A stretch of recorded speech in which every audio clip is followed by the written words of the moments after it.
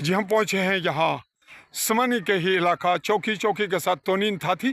ये कडियाला तोनीन कडियाले की जानिब जाने वाली रोड थी, उससे ये लिंक हो रही है पंडोड़ा के मकाम पर। और ये नीचे पहुँच रहे हैं और आगे रिपोर्ट के मकाम पर ये आगे बढ़ रहे हैं और नीचे चल रहे हैं। जहाँ मामला है वो स्पॉट है, यहाँ ये रोड का को मामला है रास्ते का।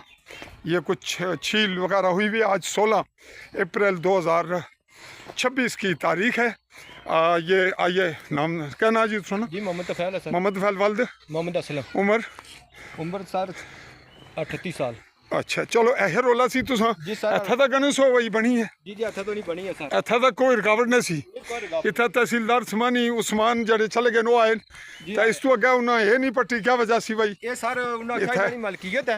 ये मलकियत सी ते ये कण की थरड़ी सी जी जी ये जड़ी पटाई हुई है। जी हां जी इसने वीडियो तुसा मी सेंड कर छोड़ियां। जी जी जी अच्छा ये अगे तक कुथा तक गई है आज इत्थे तक जी इत्थे तो नहीं गई है सर वो अगे तो उथे तक।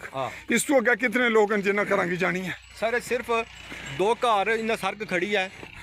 अच्छा जिन्हों की वजह नाल तुसा इत्थे नाजरीन इत्थे इन्ना जिक्र किया है कि बैकग्राउंड चौधरी अली शान सोनी इन्ना तुसा जिक्र किया जी जी कहने उन्होंने को हथ है जी उन्होंने पीछे हथ है सर। अच्छा जी ये तुसा ने जिम्मेदार हो जी गल आखनी हो पे तुसा भुगतनी है। जी जी असिस्टेंट कमिश्नर सैयद कलीम अब्बास शाह नी निगरानी च सब कम होया पुलिस ने हमरा जी जी महकमा भी तुसा उन्होंने भी मुतालिक जी गल आखी उसने जिम्मेदारी तुसा पर तुसा को अदालती सबूत भी है जी सर को ये तुसा ने ए जी इन्ना सारा मी पहला भी दसिया जी और इन्होंने स्टे ना मामला तो इसने बैग तय जनाब तामील ना भी को दस रहे ए रिपोर्ट सी नाजरीन इस पर तफसीली रिपोर्ट इस बाद जड़ा एपीसोड है उस विच ये सारा कुछ तुम तकोगे आली न्यूज़ यूट्यूब चैनल पर।